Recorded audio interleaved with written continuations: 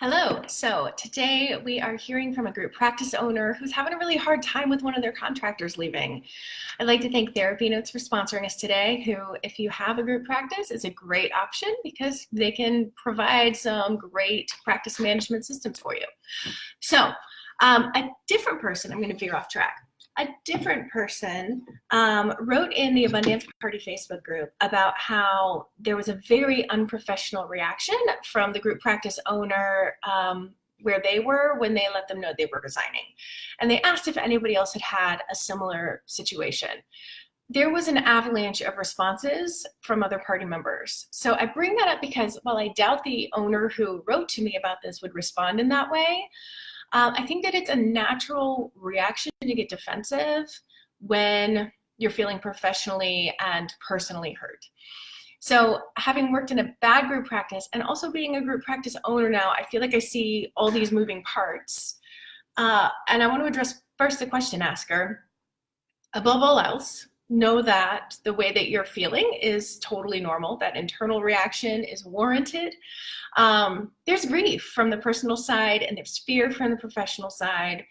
And it's your job as a leader to respond in the ways that a great leader would. So with support and with boundaries, and letting this contractor know as they exit that they're valued.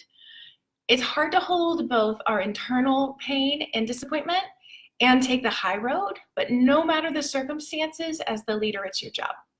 So that doesn't mean you don't have boundaries. In fact, I would hold to the letter of the contract that they signed when you hired them, because that's what you said you'd do.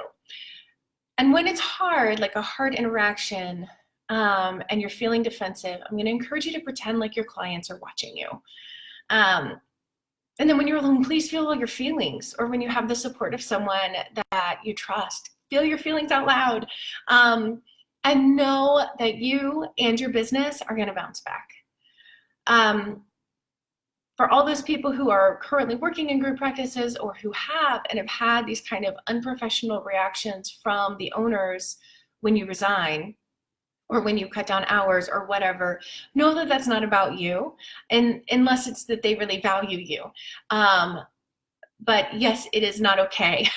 It's not okay for them to respond to you in that way. They're leaders, and this is a gap, I believe, in our field, is we don't have great leadership training built in to our education. So we kind of have to get it outside. For that, I highly recommend the Therapist Leader.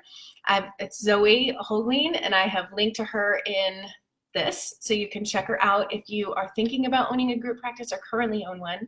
She's a phenomenal resource. If you're thinking about owning a group practice, I also recommend the Group Practice Exchange with Maureen Werbach. I put the link to that here as well. And for everybody, just keep trucking. I believe we're all doing our best, and sometimes that's with better or worse results. I'll talk with you guys later.